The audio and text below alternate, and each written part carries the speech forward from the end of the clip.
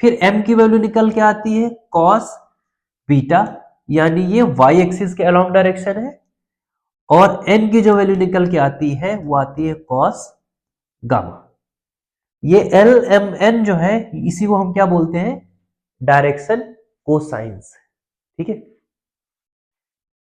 अब direction cosines मतलब इसको तुम्हें स्लोप जैसा काम कराना है इसके साथ। ठीक है, जैसे हमने 2D में स्लोप को पकड़ा था, वैसे ये 3D में स्लोप कहीं भी पूछा जाएगा या कहीं भी डायरेक्शन का जरूरत पड़ेगा तो तुरंत हमें किसके पास जाना पड़ेगा, डायरेक्शन कोसाइंस के पास जाना पड़ेगा। अगर हमें इस 3D में कहीं पे भी डायरेक्शन की जरूरत पड़ेगा तो हमें कौन मदद करेगा, डायरेक्शन कोसाइन मदद करेगा। जैसा अपन को 2D में जब कभी हमको डायरेक्शन चाहिए होता था तो कौन मदद करता था, स्लोप मदद करता था। समझ गए बच्चा? अब देखो, एल की वैल्यू कॉस अल्फा है, एम की वैल्यू कॉस बीटा और एन की वैल्यू कॉस गामा है।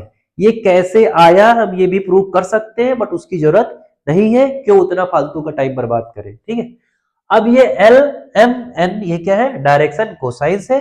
और इसमें एक खास बात ये भी होती है कि L square plus M square plus N square इन तीनों का सम कितना होगा,